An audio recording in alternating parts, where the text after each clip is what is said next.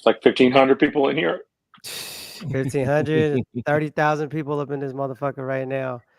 We're going live. What's up, everybody? It's 6 o'clock. We're about to run the intro. Just waiting on Raymond, right? Run this video, and then we're on. Introduce you to four. And we're live on Instagram. So let's collect a few people along the way. We are here. Live on YouTube, live on Instagram. Was good. You see on the screen here, we haven't officially started the show yet because we're letting people trickle in. And I think in about a couple minutes here, we're going to go ahead and officially start the show.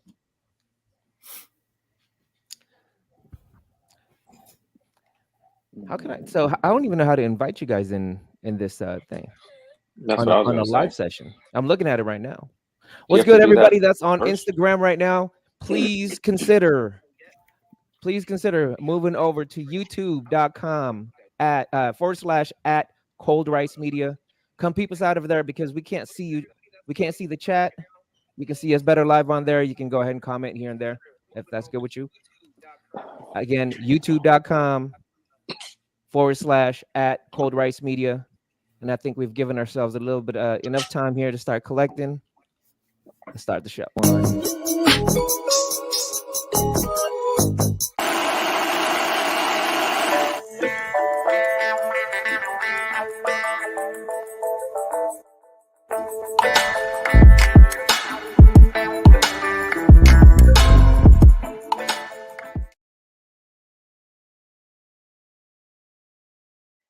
What's good, everyone? Here we are again, Monday evening, 6 p.m. Pacific time, 8 p.m. Central. I'm live here in Dallas, Fort Worth. We got the rest of the crew on the screen here, live in 6 p.m. in Seattle, Washington.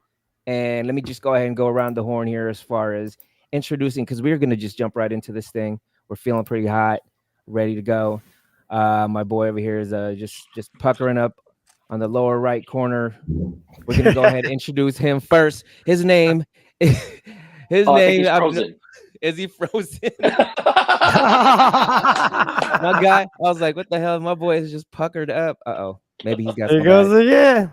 Maybe he's got the bad internet access over there. I don't know what's going down, but I'm gonna go ahead and introduce him anyways. I go back, way back, like with all these guys that's on the screen right now, but then with my man right here.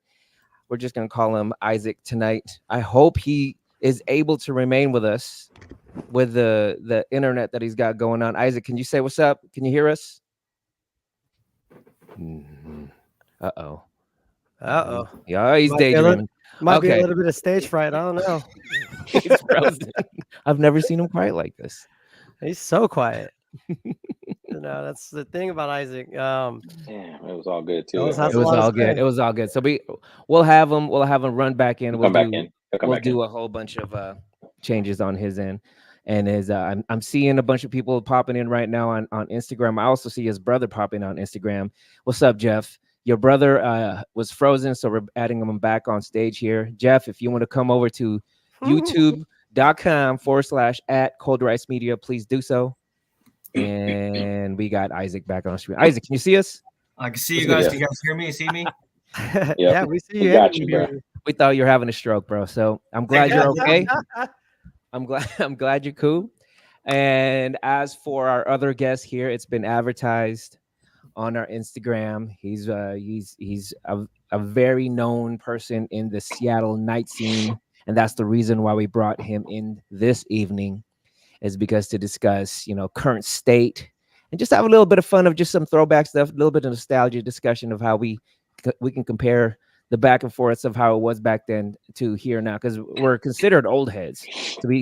I don't go out no more. Yep. And I think, we were just talking about Isaac, I went out of nowhere. And then I think he's out once in a while. I know that. I see him once in a while, but yeah, he is. Mike I'll be out there. That should be live though.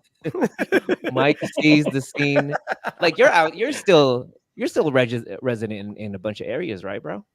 Yeah, I'm out like all the time because I'm getting paid to be there. If I wasn't working, I would not be out. That's just keeping it real. Shoot, they need to pay me to kick it. Fuck. Yeah, but say what's up, y'all, to our boy DJ Miguel Rockwell, but to his close friends that he grew up with, we call him Mike G. That's right. We're gonna go ahead and introduce him as that. Sure. Tonight, I again, as I was talking about a little bit earlier with my guys here, we're basically gonna be speaking about nightlife, current nightlife, and also the throwback on how it was previous. So before we hop into that, I do want to. E and I were talking about a few things earlier, and actually Isaac and I were actually. I'm going to go to Isaac on this one because we were talking about a few things earlier. He wanted to do a little bit of catch up over the weekend, so we can just jump in as we're still waiting for some more folks to trickle in. We can go ahead and catch up on our weekends. How's everybody's weekend? Good. So last weekend we had my son's first birthday, which was, as anybody could tell, was just craziness from the jump. We had a bunch of family flying in. So this weekend we kept it really chill. We hit up a restaurant in a Renton near the landing called The Brick. It's like an Asian restaurant. They had one thing they really had that was good was their Vietnamese coffee had an egg yolk in it that was just fluffed out. It was really good. I got the loco moco. The kids got the chicken tenders. It was just good to be able to relax, sleep in for a little bit, and then spend a day with the family, Nice. We also caught a pretty dope show on Netflix. A documentary about We Are the World. And it was interesting for us because my daughter had performed that at with her class at her winter little singing thing at school. Yeah. And she's really into it. She's super into it. The old We Are the World. Say it again? Yeah. The old We Are the World, not the one that they the redid where 485 version. Yeah. Yeah, because did they do a redo one with Wyclef? What was Wyclef? They did, and Snoop stuck in there. Yeah, there was a lot of people that had tried to redo those things, but there's a new documentary on Netflix that's about the making of the original We Are the World, though.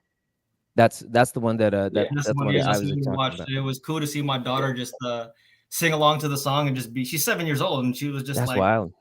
Yeah, she was like, "Oh, that's the same guy that's on American Idol, Dad." I was like, "Yeah, that's Lionel Richie." What stuck out to you? I mean, it's like it's on American Idol. It's one of those things. Like definitely something bringing something obviously resonated with you about that particular moment during the weekend for you to want to bring that to a podcast. What is it exactly that you were feeling with that? It was cool to see my daughter practicing for her performance. So she's at the house singing "We Are the World, We Are the Children." And I just thought it was super cute that she's at the age where she's getting into music. And that's one of the first songs that she knows the lyrics to. So it was like, okay, cool. Like, it's a good song. It's for Africa. Yep. It was just super hyped to see her get excited about performing it. And then seeing the documentary of how it was made, she was glued to the TV. And it was like old ass 80s footage. So it was pixelated like crazy. And she was still pretty pumped to watch it. So it was fun to be able to sit down with the family and watch that and have something that we could all watch and enjoy. And especially her being 7 years old, not trying to get her an iPad and just keep it, That was I think the first time ever that they ever got that much talent in the same room, huh? I mean, that's Hall of Fame video. Bro, the crazy part, if you watch the documentary, is like a lot of the things that they've done where they have a bunch of different artists, they'll get people to come in and record their parts, but at different times. But the way that they had this one set up for the We Are the World was they knew that the American Music Awards were happening in LA on the specific night. And Lionel Richie was hosting the award show, and him and Michael Jackson were the ones that like wrote the song. And but so they called Stevie. They called Stevie, and Stevie didn't pick up because he couldn't find his phone or something like that. That's true. Write the song, but because he was like doing something else, he was acting like a menace. He was trying to have the guys sing Swahili. He was doing wild stuff. He was being like a menace to the show. Yeah. So I haven't seen they happened the to get documentary. everybody in though. Like they got everybody in the same room all at one time live. That's the difference between that and all the other ones that you hear that are like, charity things. You got so much craziness that you have to go through just to get through agents and everything like that. Back then, it seemed like they just kind of trapped them, huh? They're just like, kind of come down this hallway, go make a left, and there's Michael and Kenny Rogers hanging out, and that's a wild group. That is right. Bruce Springsteen was fresh off his Born in the USA tour, flew in. Dionne Warwick was in Vegas, and they were like, "You got to come out," and she was like, "No, I don't," and they were like, "Yeah, you do." when you get here, you'll figure out why it's so important. So they were basically like, they were just calling in favors. Like if I were to call E or call Mike, like, yo, I got, can you support? They would come through. You know what I mean? Yeah. Was Prince in there? No, but they baited him with Sheila E. Oh. So they invited Sheila E to come, saying she would have a solo part. And what happened was they kept saying, you think Prince is going to come? You think Prince is going to come? Prince isn't in there. She said in the documentary, she's like, I felt used because I felt like is that true? Yeah, like halfway through, she sang the chorus, and then after she was done singing the chorus, she was like, "These guys just want Prince to come. That's the only reason I'm here." So she just bounced. Oh, boo! But Prince called in at like 3 a.m. Was like, "I'll come through if you guys let me do a guitar solo in a separate room. I don't want to see nobody." Yeah, and they were like, "Nah, bro, not what it's about." He wanted to come through with the revolution and bring hella pancakes and just play guitar. Man, he just want to riff it out. Got custom blouses for everybody with their name on it. Basically, You know, so it's probably fresh in your guys' head. So E, did you see it? Have you seen the document? I got to go see it now. But so Isaac, Mike, it's obviously fresh in your heads. Who out of that entire group was the one would be the oddest one out? Like out of everybody that was in there, I know they were just like, okay, let's get him. Bob Dylan, yeah, go ahead and let him in. Bob Dylan's like style of vocals was when they were giving him the lyric sheet, he was like humming and he just didn't know how to perform it. And he hit his part and it was hella off, but they were like, okay, that's good enough. And Bob was like, are you sure? Are you sure? Bob was wild. Bob didn't care, man. Yeah, Bob was just, I don't even think he was in his right state of mind, but out of all the eclectic group of people and their voices, I think because his style is so different and they just really wanted him there because it was like, he's like a staple for music. You know what I mean? Mm-hmm. People like, yo, he's like a legend in the game, right? Wow. Mm-hmm. Oh, yeah. But Bob Dylan, he was like super unsure. They were just kind of like iffy about him, you know? Bob Dylan. Out of that, I mean, I think Tom Petty was in that joint too. And you said they find were you kidding about the whole telephone with Stevie? Because they couldn't get a hold of him. He couldn't find his phone. Yeah, he didn't get no cell phone when he was sitting on it. And it's one place, bro. When Ray Charles was like, you know where the bathroom is, and Stevie was like, I'll take you, and grabbed his arm and walked him down the hall. Right. Oh no! So I wanted to check in real quick. So the folks over in Instagram right now, if you can, if you want to comment and you want to join us, I know there's a list of folks over there that I know would be nice. It would be nice to hear from y'all on YouTube because we're all pretty much familiar with each other. So youtube.com/@ColdRiceMedia. Hop on over, come chat with us. So that does lead into just the conversation as far as music is concerned, and it's like and your involvement, Mike, in just this whole time, just being as long as I've known you, you've always been an entertainer. And I do want to single you out because you're the one that I've been that we talked about when I first started the podcast. You were still out there, and you're like, and you had been podcasting for a while, and then and you've managed to stay in this entertainment field. I mean, you were in theater when you were much younger. I remember going to your house and seeing you with like just a lot of theater pics and everything during that time. Like that was around the John B era where you was vocalizing like my boy John B. It was just that's where the Mike G came. Hey, and then when Mike G became Mike G. When we all first started hanging out, it was an easy sell. It was like my guy had those sideburns, and then and then somebody gave him a mic, and he started just kicking. He just started kicking some lyrics, and I was like, what a talent to do. And then he got on the sticks, he got on the turntables. So tell us about the journey so far, Brandon, and the fact that you're still there, you're still out there. Yeah, it's crazy, man. Honestly, to have been able to just support myself and the family off of doing music and entertainment and stuff for this long, definitely. As part of the dream, still working and just trying to progress and always, do new things. And sometimes I think that's part of the downfall is I just got too many things I want to do. And, but I'm into a lot of different things. So, I've been DJing for like 20 years now, which is crazy. And yeah, it's a trip, going through all these different eras of music. And obviously you guys know how much music has changed since when we first started going out. And yeah, so it's a trip to be think, still in there as a kind of a veteran DJ now with all these young kids. You know what I mean? I think one of the crazier things is when Serato was introduced.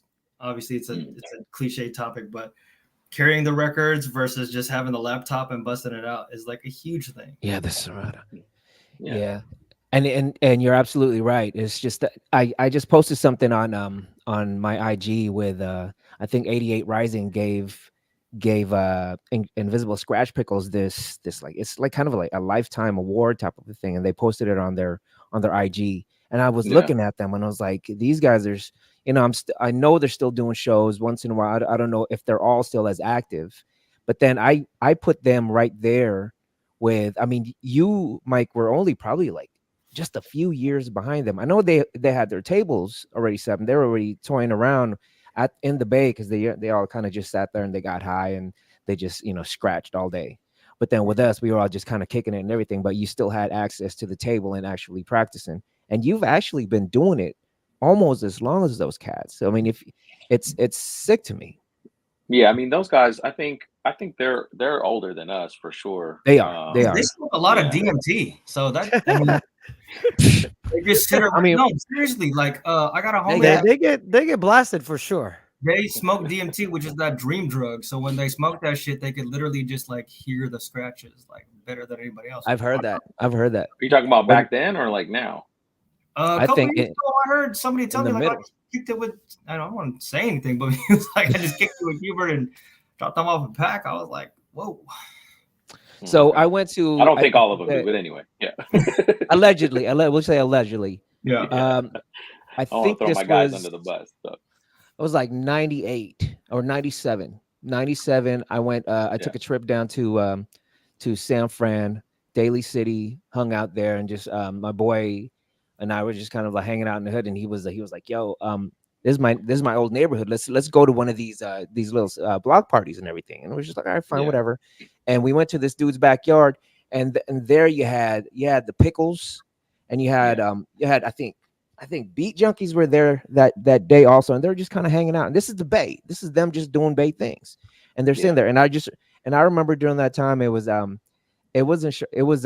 Qbert that was kind of just sitting there, and it's just grimy futonish type of a seat, and he's just kind of sitting there, just absorbed by the seat, because you could tell he was on some, I don't know, allegedly, but then you could see him, and I was just fanboying the whole time. He would just get up after a while, he just kind of lounging out, get up and just kind of bump somebody over, and he'll get on the tables and just go for a good like 3-4 minutes of just crazy riffing, and then he'll sit back down. I'm like, what the hell was that? So they're going through their motions in their heads there. Oh yeah, those guys still get busy too. Like I become cool with Shortcut. I mean, we're not besties or anything, but like yeah, he's definitely a cool dude, and yeah, he's still out here killing it. You know, doing shows hella times a year and every week. You know what I mean? So traveling the world. How small has the community been? Because remember when DMC was around, we would go and we would just watch them, and we would just again fanboy these guys, and we would just be looking up to them like, damn, they're just untouchable, right? And then now, how like up to this age, and you being a legend in the Seattle area as far as the DJ scene, and you're a vet and hanging out with these guys, how small is that community now?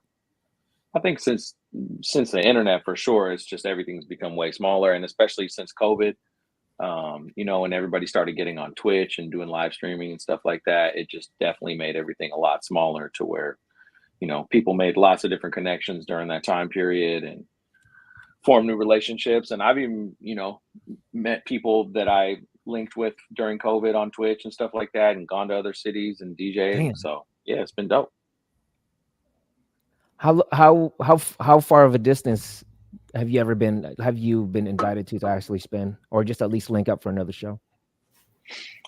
How far of a distance? I guess like most recently, just like mainly just Cali. Those are the main places so far that I've taken the time to go. I got invitations from other places, like my homie P Dot in Vegas is definitely been wanted me to come down there and rock with him, and there's other people in other places, but so far I've only taken the opportunity to go to like the Bay multiple times and San Diego, rock down there.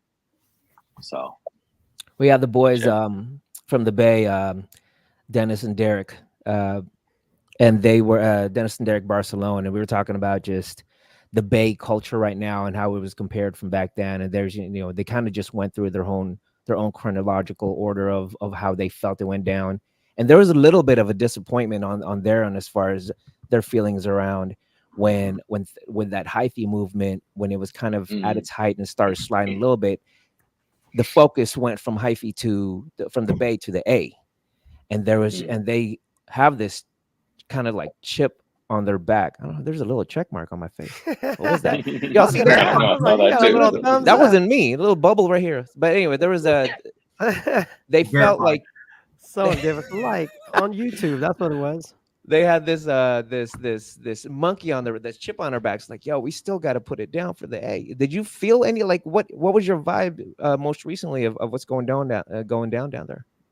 In the Bay, I think that man, honestly, the Bay has been thriving, especially since coming back from after the pandemic.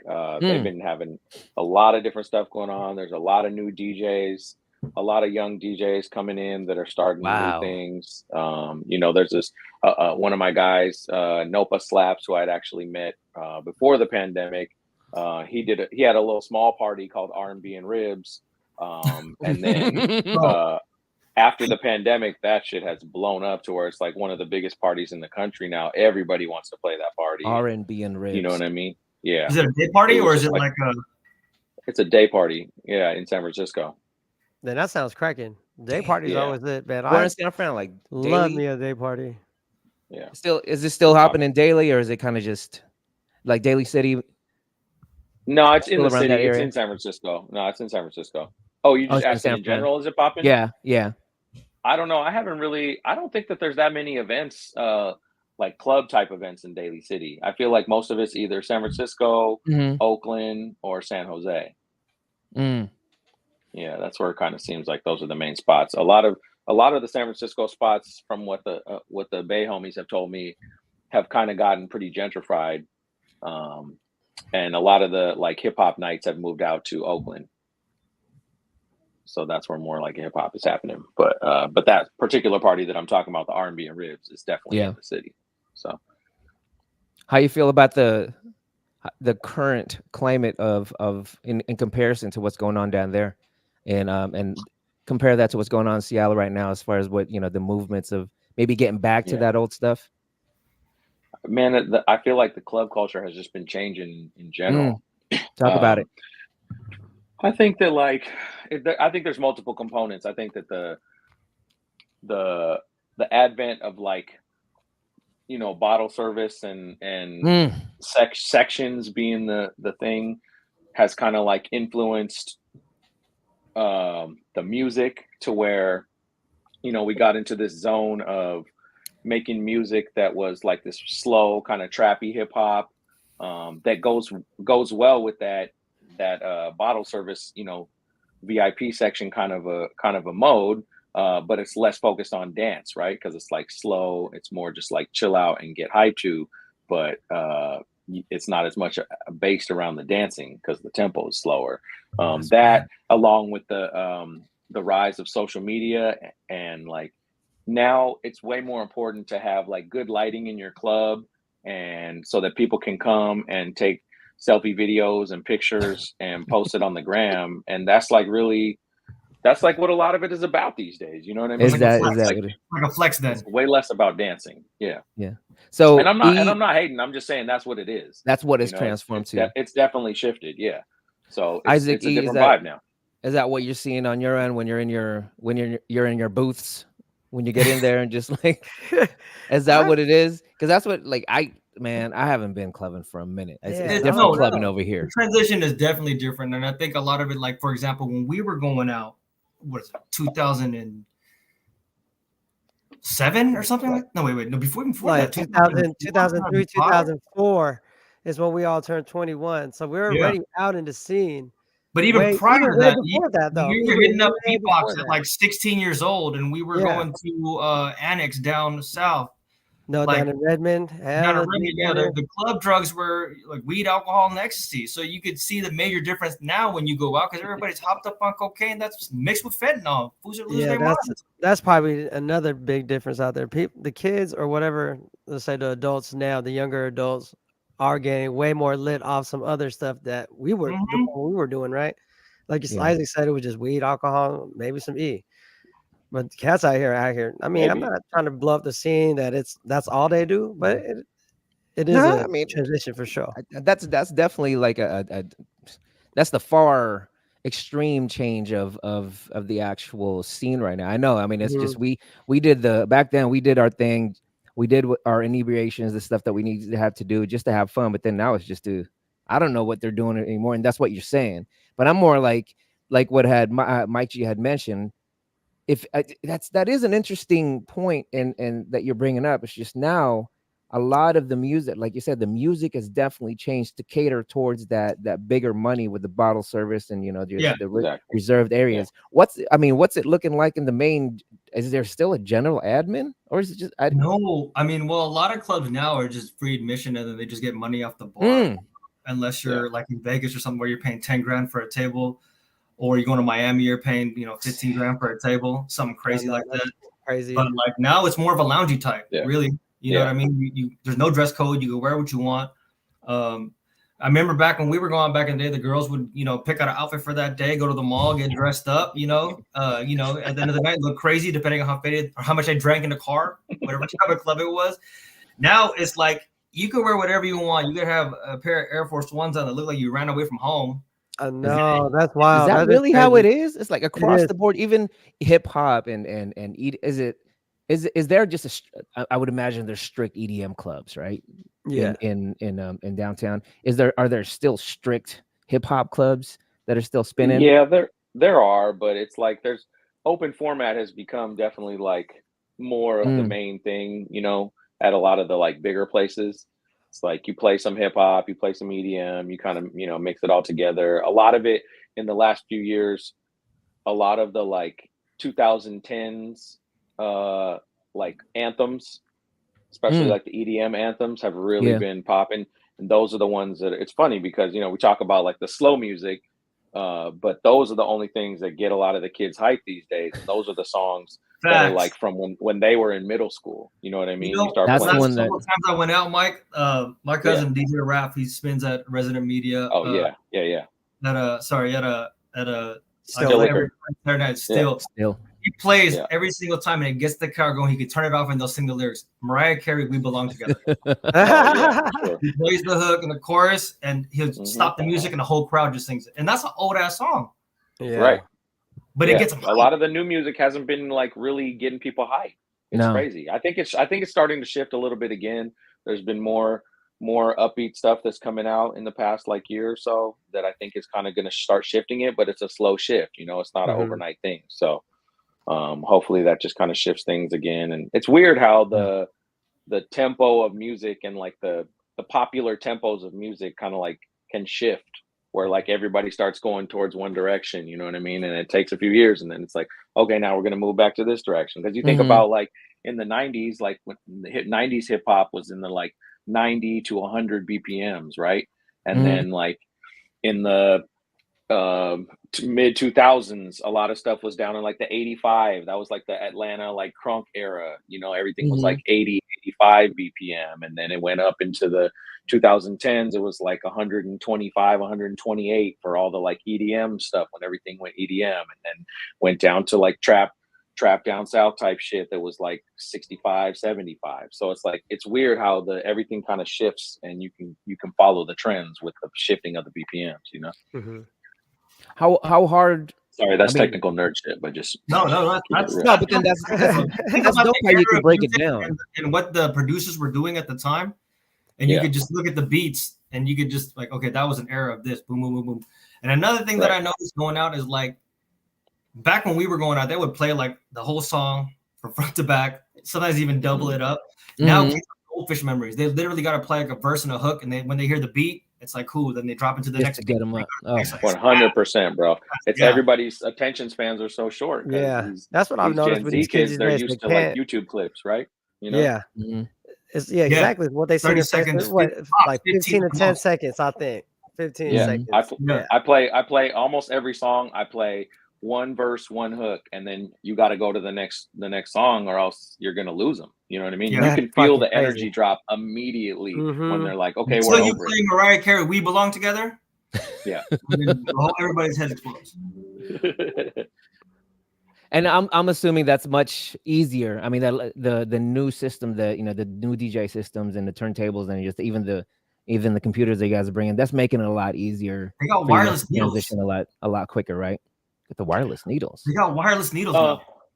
Yeah. Oh, you're not hip to those? Nah, bro. Man, I ain't hip to none of that shit.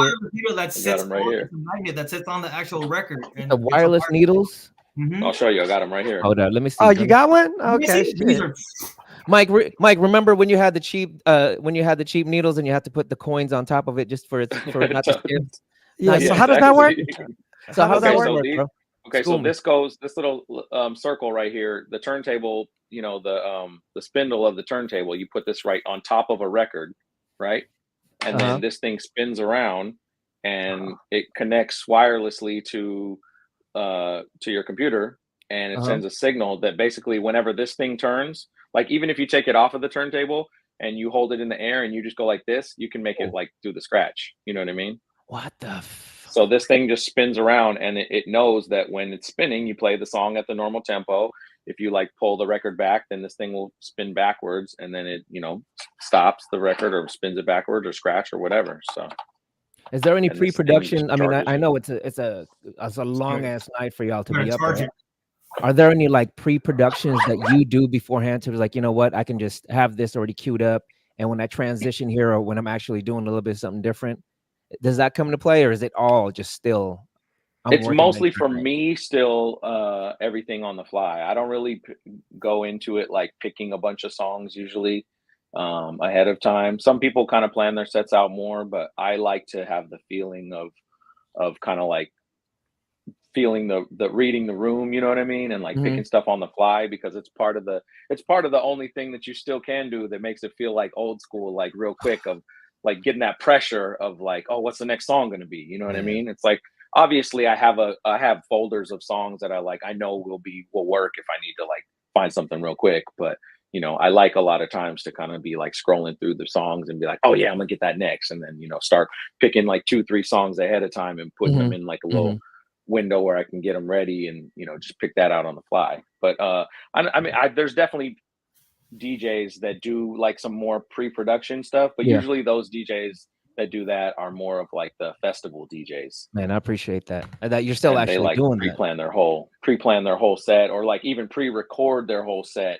A lot of festival DJs do that because it's such a huge like platform. It's such a huge like performance venue in front of tens of thousands of people. There's not really any room for error. You know what I mean? For real. So they'll like pre-produce the whole set and just have it be kind of like a karaoke performance of their set to a certain extent. It's like back in the day when somebody would back into your table. Yeah. The whole thing scratch. It's like, oh shit. Right. Yeah, that's another thing that's nice about the wireless needles. You can't bump the table or skip anything anymore. Yeah. So that reads the vinyl. It just sits there and has just basically lasers that reads the vinyl, or what is it? It doesn't connect to the vinyl. Like, it doesn't actually have anything to do with the vinyl. You could put it on the turntable platter without any vinyl or anything on it, and it would still just spin. But the thing that's nice is when you put it on the vinyl, then you grab the vinyl and you can still pull it back to scratch or whatever, and it moves with it. There's actually a little magnet on top of the vinyl that you see, this little black mark right. That's a magnet strip. Let me expand you real quick. So okay, this is a little magnet strip that just sticker that sticks onto the record, and then you just clip on the little wireless thing onto that, and then that just holds it on there. So that's fucking wild. So there's just a bunch of are there still purists out there? It's coming in with the techniques and the needles. There are a bunch of purists that are still coming in, right? 05 pros, bringing them back. Please. Yeah, the best. Check out my mixer. It's hella butter. The Vestax. Yeah. Oh my goodness. Oh my goodness. I mean, those guys are pretty much looked at as, like dinosaurs at this point. The cats that are the cats that are like very much on the not the needles, but people that are using older mixers that don't work with the computer. It's like, you know, most DJs have gotten on the train of like, get with the new technology or you're gonna get left behind. You know what I mean? But of course, there's purists. Can you notice the sound quality and difference between like a 05 Pro with a needle and a coin on top versus the new technology now? Needle with the coin. I remember that. I don't even know. I haven't even played like out like that with a mixer that old in such a long time. I have no idea. You still got you still got your original? I know a lot of guys that still got it in their garage. Yeah. I got a Vestax. And then I got like some other fucking like this guy right here, this Pioneer 4-channel back here. You know, I got some other joints, but yeah, I don't use them. They're just paperweights now. You know what I mean? Really? So it's crazy. The crowd. Let's talk about the actual crowd and even just the nightlife period, just the entire night. Like just even going out and I'm gonna talk to, I guess I'll talk to all three of y'all, because again, I don't get out there as often anymore. Is it, you know, compared to how we were, and I know we were much younger back then, we were a bunch of knuckleheads. The day would start. We were a lot younger. You were still a lot older than us. Yeah, I mean, don't get it twisted. Hey, but we still held it down. We still outlasted y'all.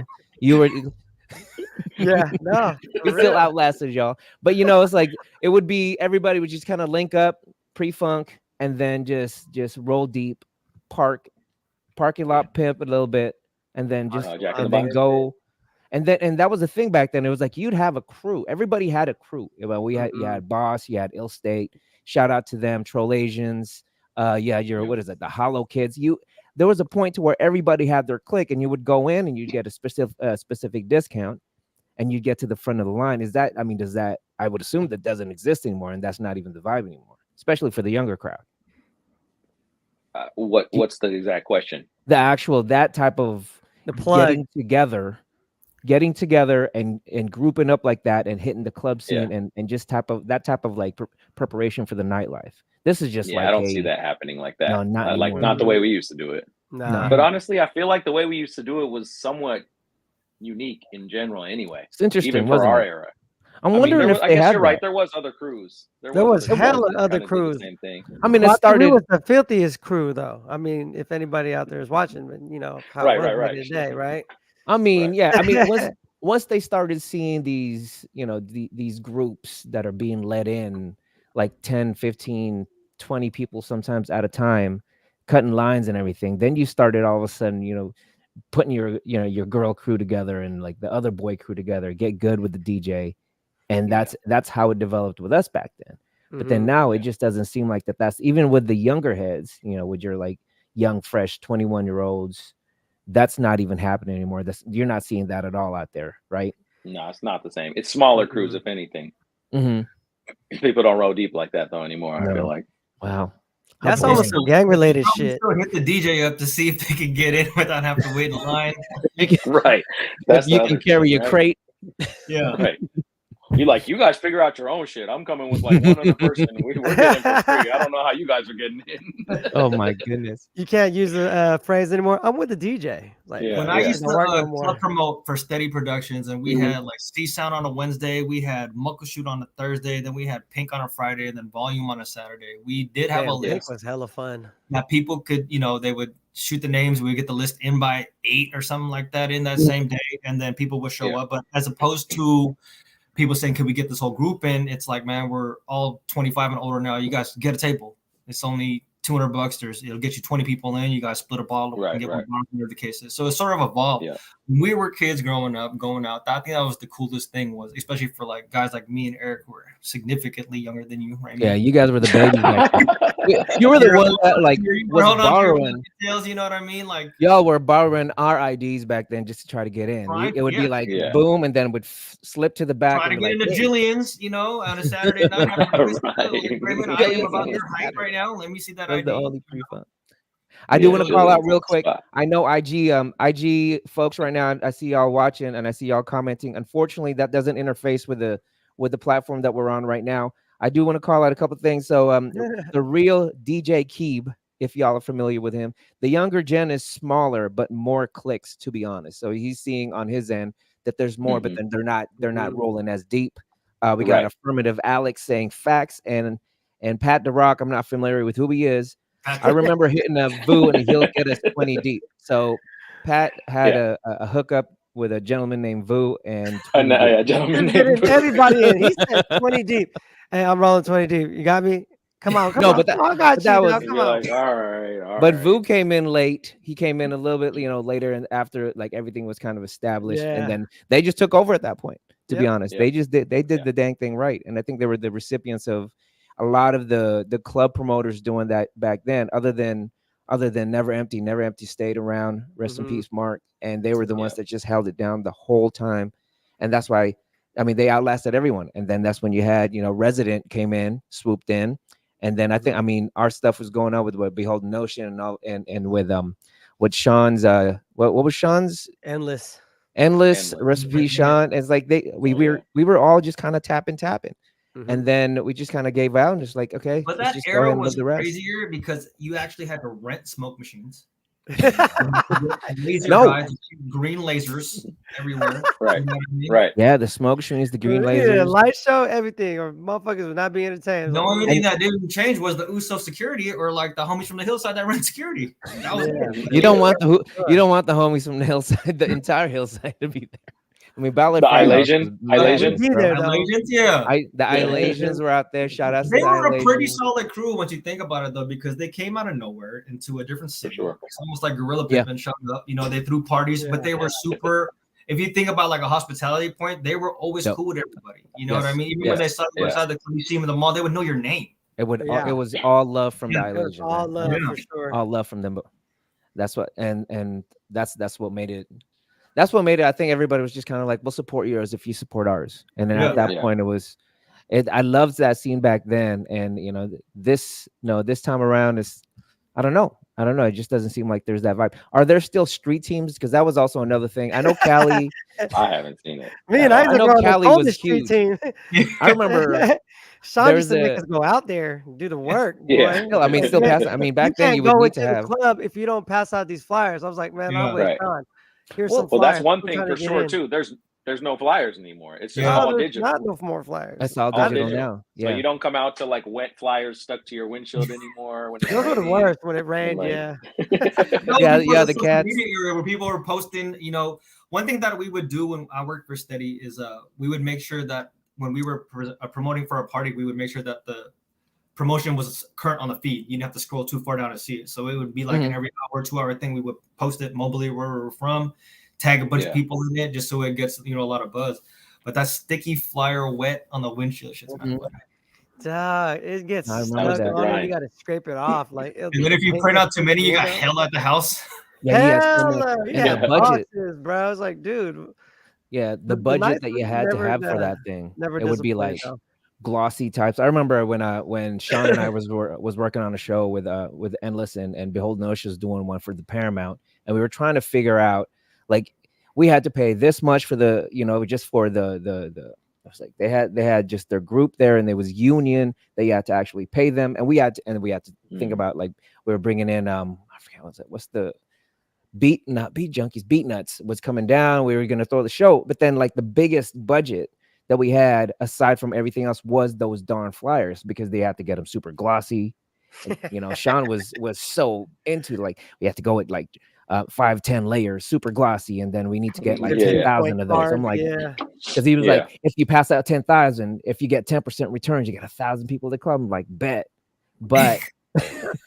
But I don't want to spend like 5 racks on the flyers. Can't we just print out some, for the Kinkos on paper? That's the only way you'll find out what is going on, though. But I mean, in that defense, when we would put them inside Zoomies or Mr. Rags or wherever it was, and you look at the quality of other flyers, like that flyer, that just stood out. Shit on other flyers. Yeah. I like another reason where like people hold it up and like, this is 10 print. No. Oh, they got a little bit of foil in this motherfucker. Damn. I think they are. I'm like, if the kids nowadays, like you said, Mike, it's just that's just something that the kids nowadays would never see. I think there was a lot of fun in that. There was so much and you met like organically. You sat there and kicked game too. You would just sit there, just have your stack of flyers, and you had your Riz at the mall, easy Riz. You'd walk up to just the hottest girl and be like VIP. Yeah. It was just the easiest stuff, man. I just remember flip open your phone and be like, take my number down. I'll get you to the front. For Was real, it like just dude. That shit was it was over. Man, that was Front really to the it, club. though. I think that was like the funnest part about being part of a street team was, like you said, and meeting people organically and like just trying to plug them. Like, hey, I got you, but you really don't. Photos of like the party, photographer going around. So like when you saw like a really good quality flyer and you knew a lot of people were going, like you would get FOMO if you missed out on it. You know what I mean? Because there was no like you look at the pictures like did they used to take pictures of C-Spot? Yeah, you know what I mean? C-Spot. Shout out to C-Spot. They were like Seattle Pioneer, like in their own kind of like taking up the like a C spot, and then you just sit there and you'd see motherfuckers just like drinking and just cheesing.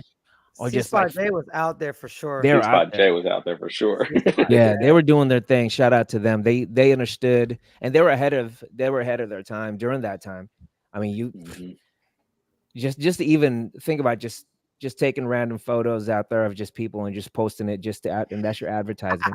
That was already your I mean, if social media was hot back then, I think they would have been owning the scene. Oh damn! If we had social media back then, oh my god, the game would be hella different. Don't get me fucked up with social media back then as a kid, because MySpace, what was it? Asian Avenue, MySpace. 107. Was MySpace. Friendster. Be like, hey, I'm here. You know what I'm saying? And I met, it's just a wild. Well, shoot, back then it was like those things. I mean, so what's like, it's hard to speak for the younger crowd, but then what are they doing after the clubs? Is there still a Jack in the Crack, or are they still doing like going to Discovery Park to go scary places? I took my in-laws to Cary Park last week, and the playground they switched it up. But I had told my daughter when we were there, I was like, Daddy used to come here with a lot of your uncles, and we used to play at that park. So really early in the morning, played freeze tag. I didn't really know what to say, but I don't think they do that anymore. These kids are one and done. It seems like so they want to go. So back then, when we went clubbing, nobody wanted to go home after. And this is just because, and when we did, it'd be like 4 a.m, and we'd be like, "Hey, we're gonna be on the party line. We're good on the G line.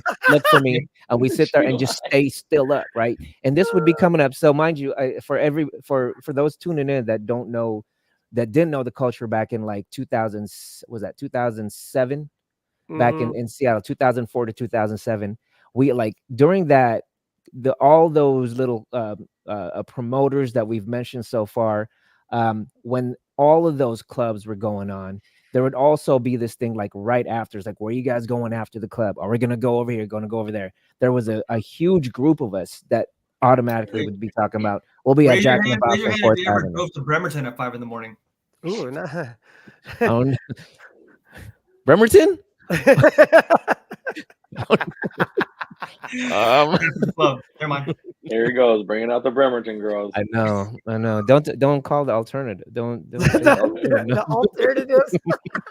But that's what it was. It's like they would, we would go after the club. Would be like, okay, Jack on 4th, and then we just hang out in the parking lot. And if there was any overflow, they'd be at the Taco Bell down the street. And then nobody wanted to go home. But then nowadays, it's like there's so many reasons for these kids to want to go home. They want to go back to their computers, to their socials, or to their their CODs and to their Valorants and Discords. And that's basically what it is now. It's like it almost the whole clubbing thing almost gets in the way of what else they could be doing. They could be doing in their house. Yeah. So another thing that I've seen more recently is that, from what it seems like, just the whole like nightclub thing seems to be less of the cool thing to do these days. That was like the shit when we were, first turned 21, right? Yeah. Right. But now it's like, it's more like going out is still cool, but the big clubs are not really as much of the draw, I feel like, anymore. It seems like the like smaller, more curated parties, you know what I mean? That seems to be what's like the cool shit to do these days. It's like, you find like this dope R&B party or an Afro beats party. It's more of like a niche genre of music and a crowd, you know what I mean? So I feel like that makes it a little bit different from like going to, Q nightclub or something, where I DJ sometimes, which is like the biggest club in the city. But it seems like in general, the vibe is that that's not as much of like the cool people like to do that as much. That's for more of like the mainstream, the mainstream club goers. You know what I mean? Mm-hmm. Real There's quick like from a little bit more IG. of a cooler scene. Real quick from IG, the real DJ Keeb is saying there's a place called Wave Garden. I'm not sure where DJ Keeb is from. He might be from Washington, but he's Wave talking about Garden. Trinity. Yeah, Trinity. So after 18 plus started by one of the Trinity DJs, I think. But I have such a hard time finding things to do. But I'm also 20, so yeah.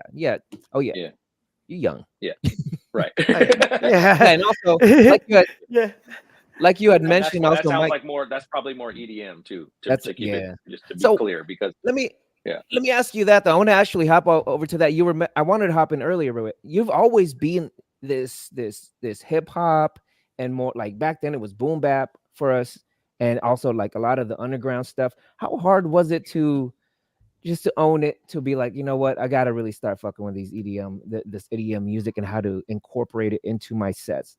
What was your process in actually moving towards that as an all-around DJ? It was funny because, like, you know, I mean, you guys probably remember when everything started to go in that direction, and all of the like songs were EDM songs that were popping, and it was just like an era, right? Where like even a bunch of like hip hop artists were doing EDM type songs because that was the only shit that was really kind of like blowing up in the mid 2010s, you know.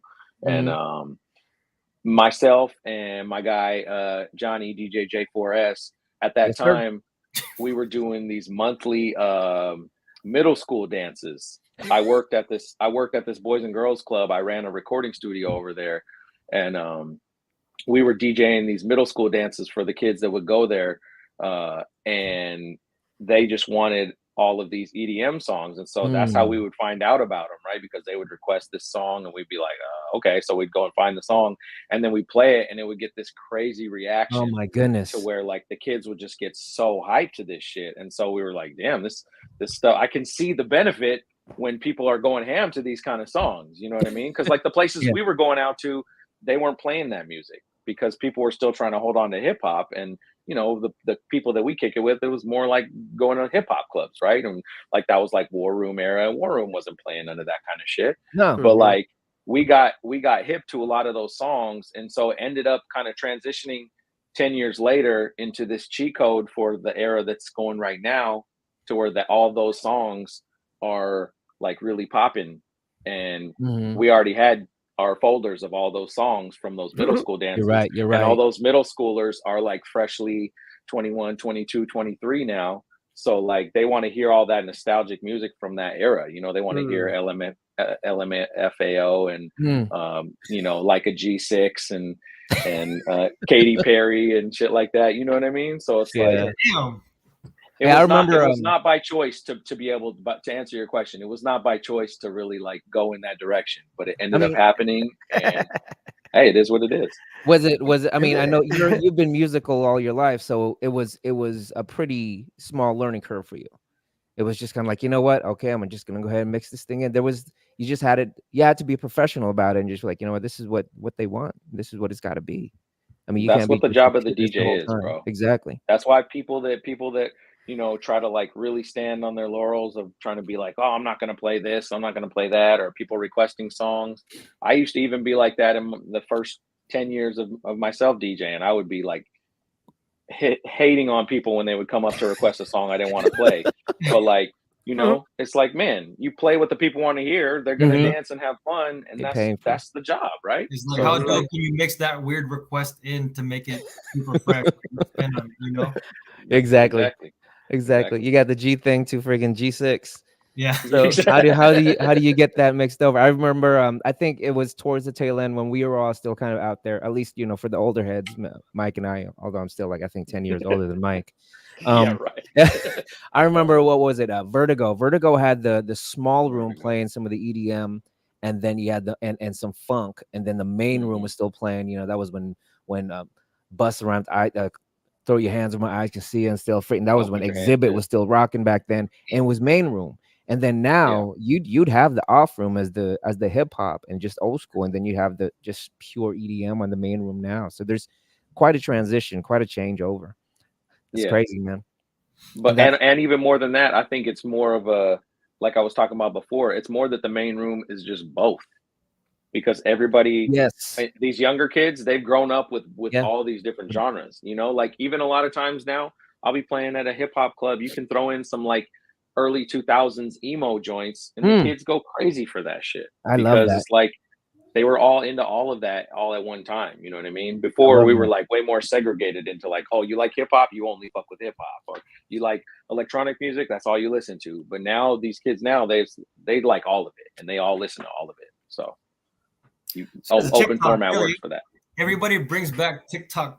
Everybody brings back songs via TikTok. So when it goes viral, you'd be like, I know that song. And like, what song was it my daughter was singing? And I was like, you don't know that song, I do. And she was like, no, it's a new song. I forget what it was, but it was a super old song. I mean, come on. I hear Miles starting to pick up on some of these songs that he'd be watching on YouTube, and it'd be just the exact songs that Mike was just talking about. I was just like, what? Oh, no, it was Cupid by Gym Class Heroes. Oh yeah. My daughter is like, Dad, play the Cupid song. So I played it from beginning to end, and I was rapping the lyrics that Travis sings, Travis McCoy, out of that song. And I was singing the hook, and then she was just bored until it was the part where it goes, everywhere I go, I keep a picture in my wallet. Like, that was the only part she knows because of TikTok. It was right. Whole They song, don't even know the song. They just know she was bored out of her mind until the one part came up. But it's definitely that's exactly what it is, that goldfish memory that I was talking about. Well, I mean, and to bring it all back and just to bring the show all back together, we started this whole thing with your daughter performing and listening to and the conversation around We Are in the World. So it's just, it has, you know, I'm hoping this next gen, this much younger gen is a lot more exposed to what the music, you know, I think we're getting up to that age to where it's like, you know, we want to share with them as much as we can of what music we grew up with.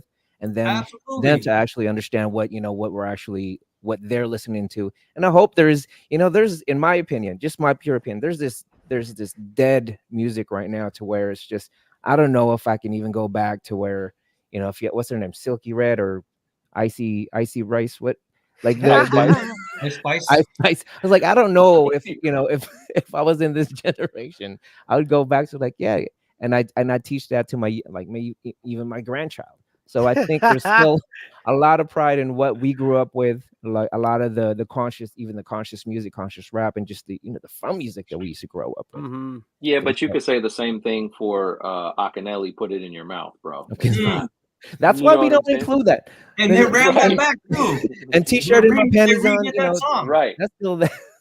Right. Listen, guys, we're at 57 minutes in. I definitely want to be, I know, Isaac, you have a hard cut off. I want to stay within an hour here. I want to make sure that we still have an opportunity to kind of push a couple of things. Mike, let us know where you're going to be and where you're normally at.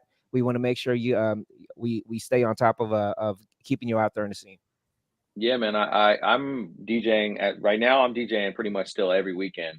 Most Fridays and Saturdays, you can catch me in different spots in Seattle, sometimes on the east side. Last weekend I was at Lucky Strike.